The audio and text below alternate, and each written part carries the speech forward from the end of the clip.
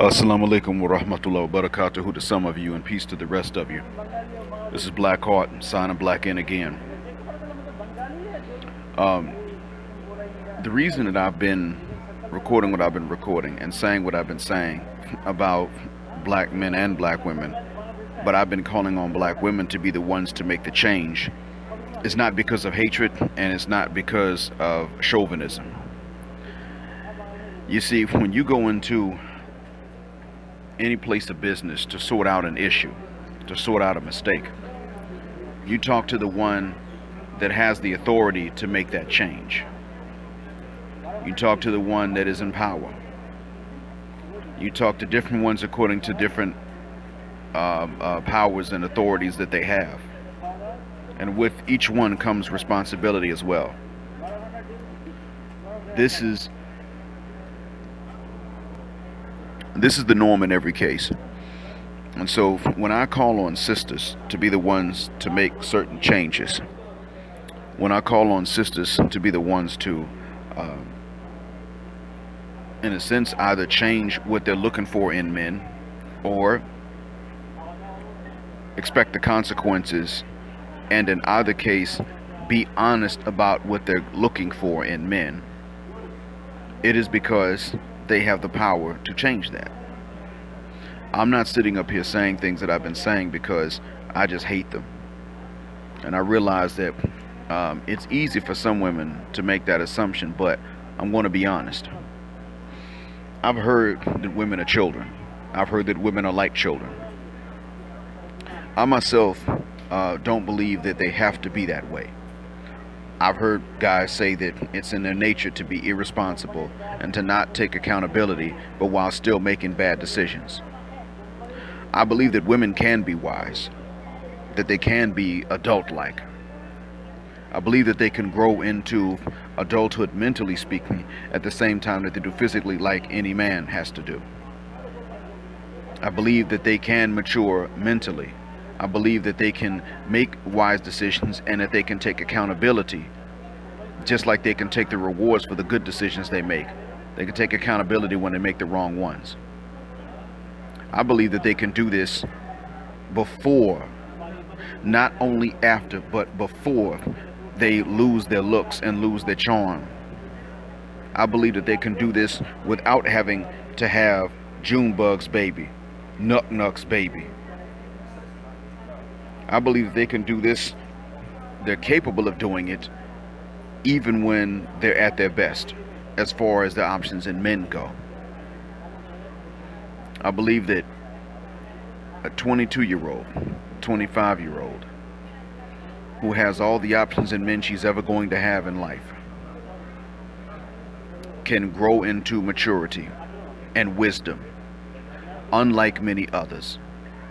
I believe that oftentimes they simply don't do it. And that's because, frankly, we men allow it. Now, a lot of ladies have listened, and they've listened for a few minutes, and then they turn everything off and they say, ugh, and some come in and comment, oh, you're so wrong. One lady said consult a shrink, and she didn't type a single lowercase letter.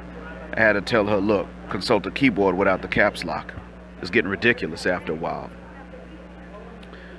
So, unfortunately, I'm really not sure what the reason is for a lot, but for whatever reason, a lot of them simply cannot, or they simply will not grow up, but I believe that they can. I'm sure they can. And when I sit up and I say this to some of them, in person, in a one-on-one conversation, I usually don't even get to finish a single sentence. But unlike a real chauvinist, I believe they can do better. It's just a question of whether or not you're going to.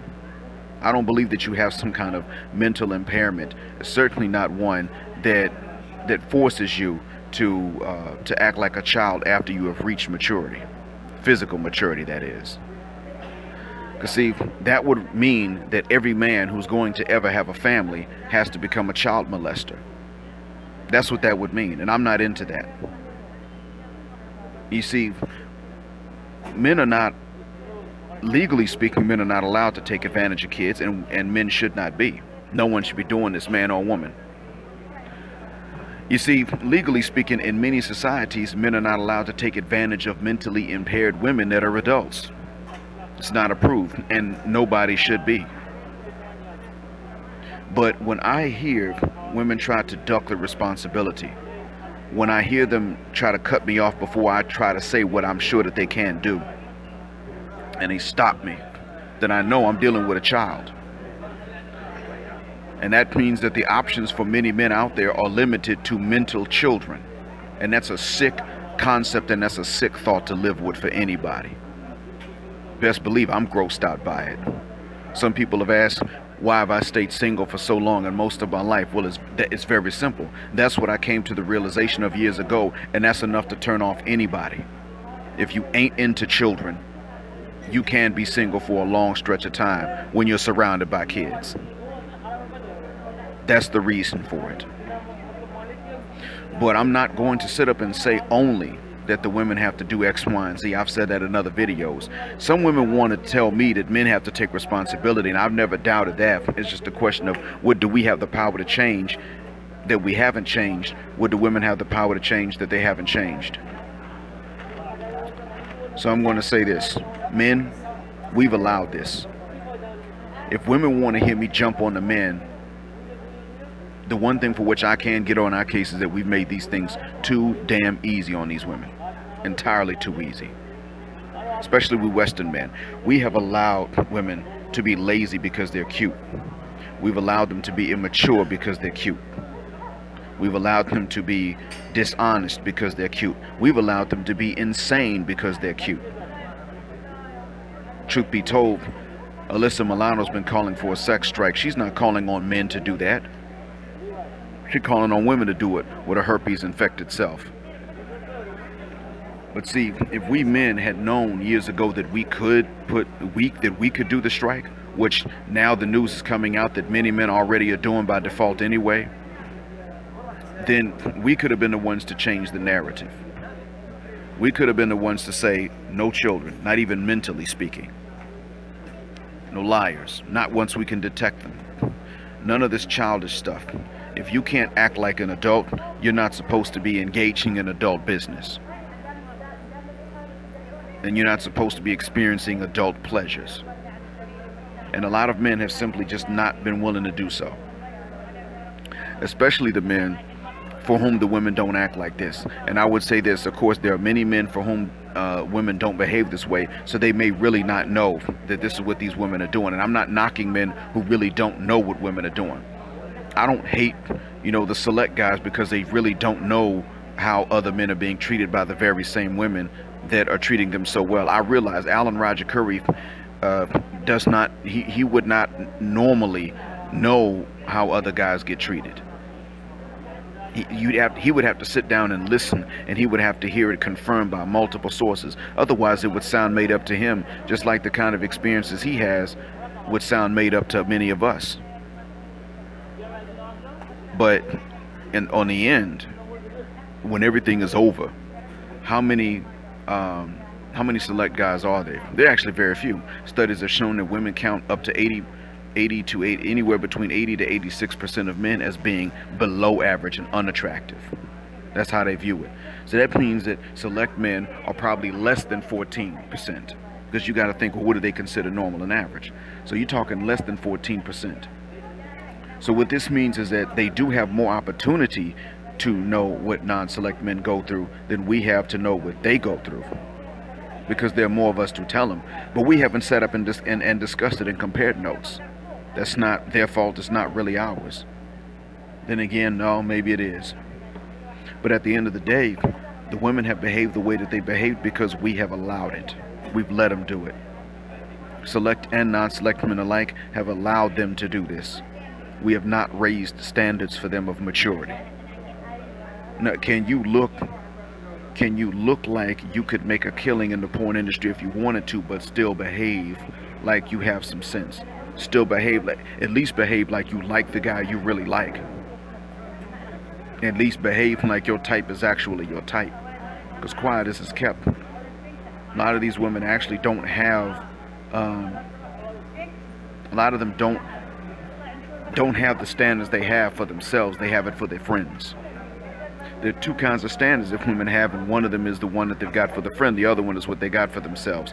But could you get someone that has options in men to get rid of the standards that she has, not for herself but for her friends? No, in most cases you can't. Can you get them to admit that they think with a hive mind? In many cases, no. In many cases you can't. And this is because we men have not demanded it.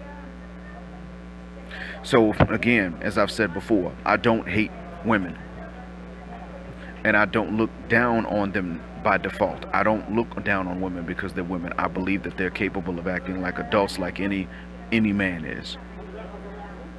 This is why it is that I say for them to make certain changes I ask them to make, and to do certain things I'm telling them to do. But since many want to hear me get on men to prove that I'm fair, okay, well, let me get on men for that which we have done wrong. Make these things too easy. So men, raise the standards of maturity and honesty. For real. Scrutinize the ways that you were scrutinized when you were young.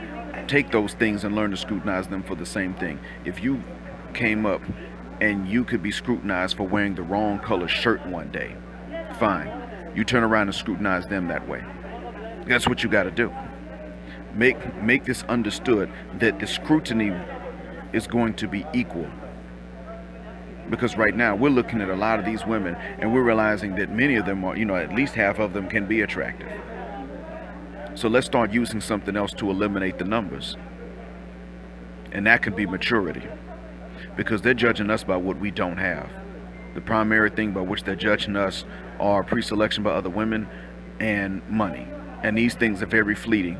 And I would say, okay, let's judge them by maturity. That still would be easier for them. But you would see that emotionally speaking, it will be hard for a lot of them because they've been allowed to get away with it for so long. But what would happen is that the women who are able to have daughters or sons and raise daughters and teach daughters anything, you would see what they would tell their daughters.